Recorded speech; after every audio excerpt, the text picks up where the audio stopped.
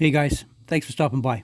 We're just working on the Revel 67 Plymouth GTX motor, and just working on pulley and spacing, and I thought I'd do a video on how I mount my pulleys and make some brackets for things like alternators and power steering pumps and AC compressors and what have you on my motors. So it's pretty basic. You don't need a lot of special stuff. Some plastic tubing and plastic rod. Most of you guys have got that kicking around.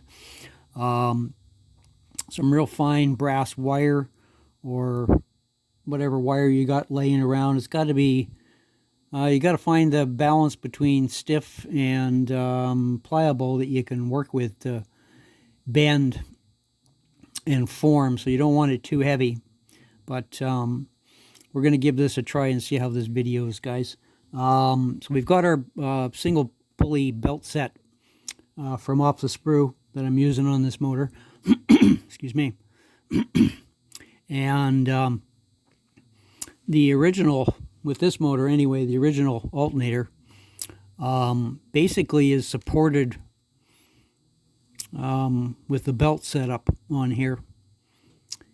And the bracket, from what I see, doesn't really line up to anything. So really the only support you're getting from that alternator is the belt on here. So of course we're not going to run that. We're going to run our own pulleys that we machine and sell. So we're going to ditch that.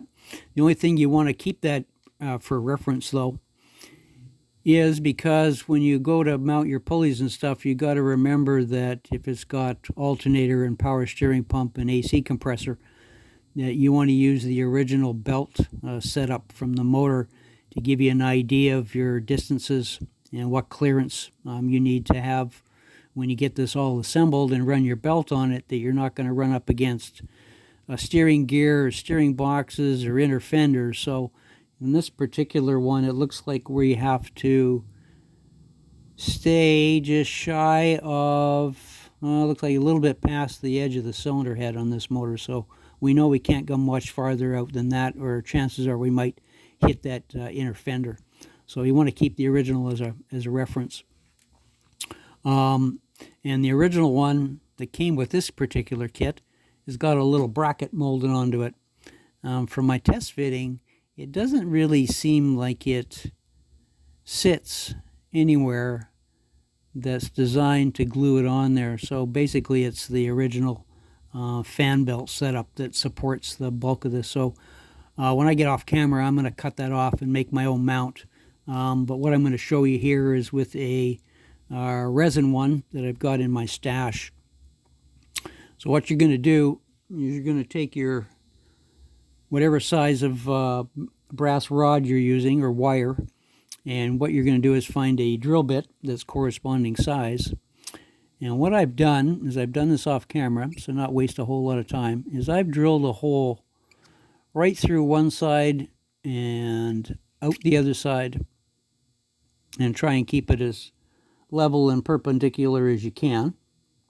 And once you've done that, and you got to do it far enough back from the pulley, because the pulleys that I sell have a little stub on the end, on the back side, so it makes it easier for you guys to epoxy them in when you go to epoxy them to your either your water pump or your bell housing, or your crank pulley on.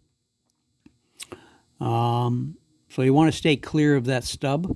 And sometimes, depending on the style alternator, you may have to cut that stub off a little bit shorter. But anyway, so I've got my pulley mounted on there. It's just tacked on with Elmer's adhesive tack, just to give me an idea of spacing when I go to bend this bracket that I'm going to make, so I can adjust it in and out. But basically, once you've drilled your hole through the side, then you're going to grab your wire. Hang on, jiggly cam. Do this with my magnifying glasses on and a camera in my face. So what you're going to do is find the hole, run your wire through like so,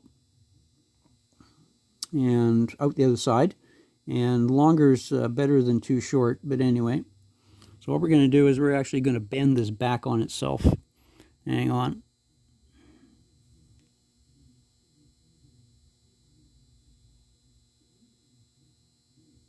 Yeah, a sec here, guys.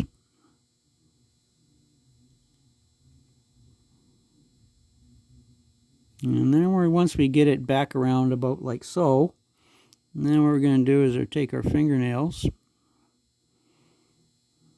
and we're going to pinch this tight up against the alternator.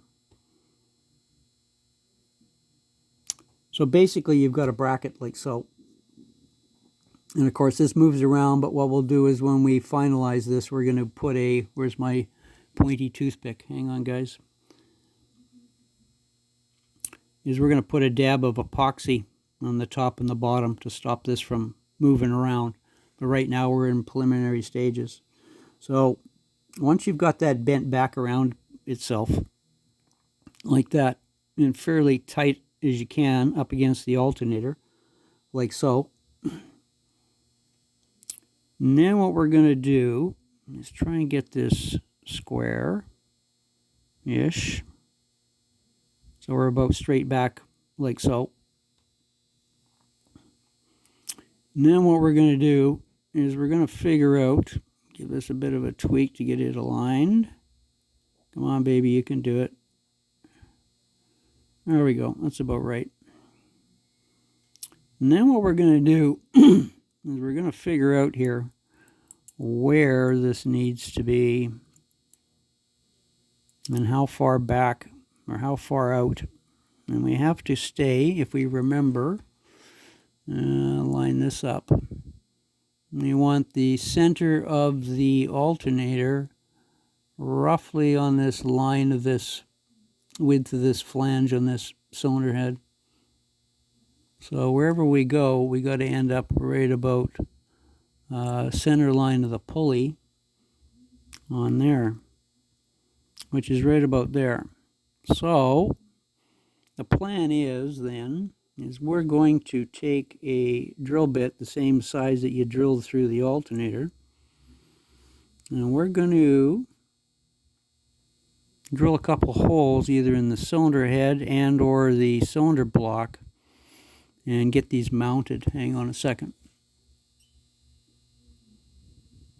I'm going to do one down here. Try and stay in frame.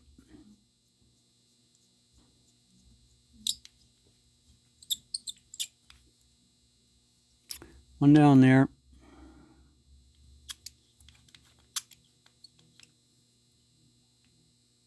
And one above it.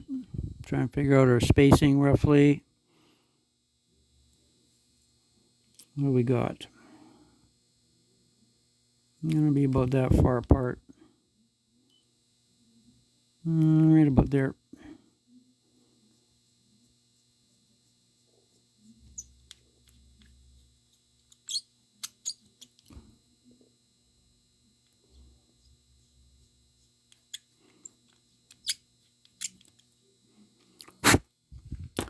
All right, now we've done that. Now we're going to figure out how tight up against this we have to be to get our alternator in line here, which is right about there. So we got to go almost come really tight. Some more.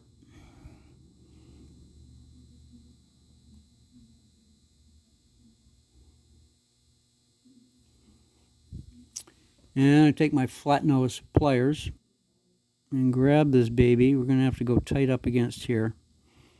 And we're going to come back 90 degrees.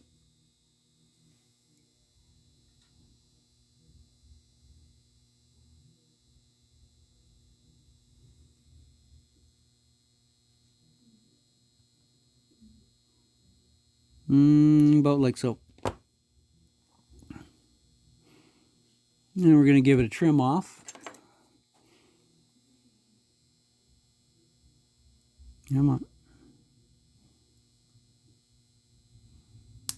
Like so. And then I got to line the holes up. If I can do this in frame and still find the holes I need to find. There we go. So this is going to allow you to adjust your pulley. Fat fingers in the way so you can see what I'm doing. This is going to allow you to adjust your pulley in and out to get your belt spacing.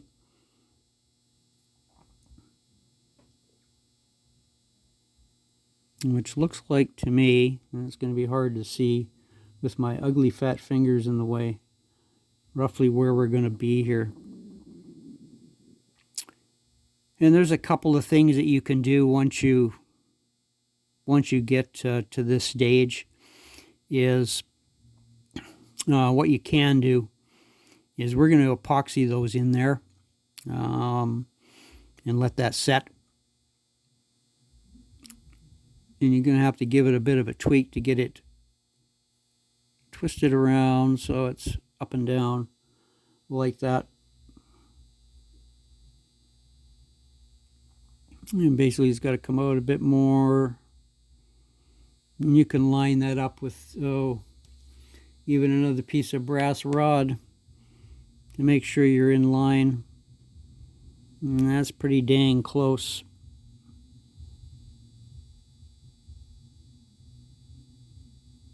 So once I got that figured out, what I'll do is I'll put a little dab of course I've already epoxied the alternator. The wire comes out each side.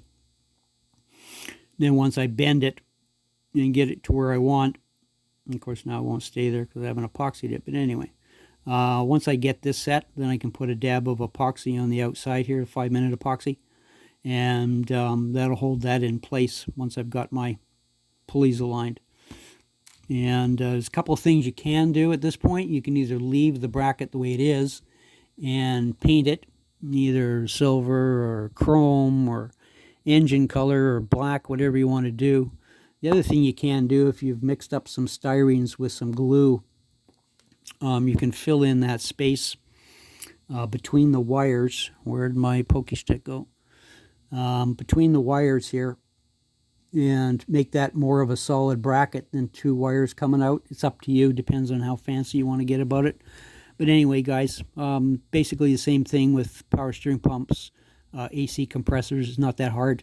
And a little bit of Elmer's adhesive tack to get your pulleys in place while you're kind of doing all this to get an idea. And then once I've done that, then I'll basically, before I glue it, I'll of course have my motor painted and alternator painted up.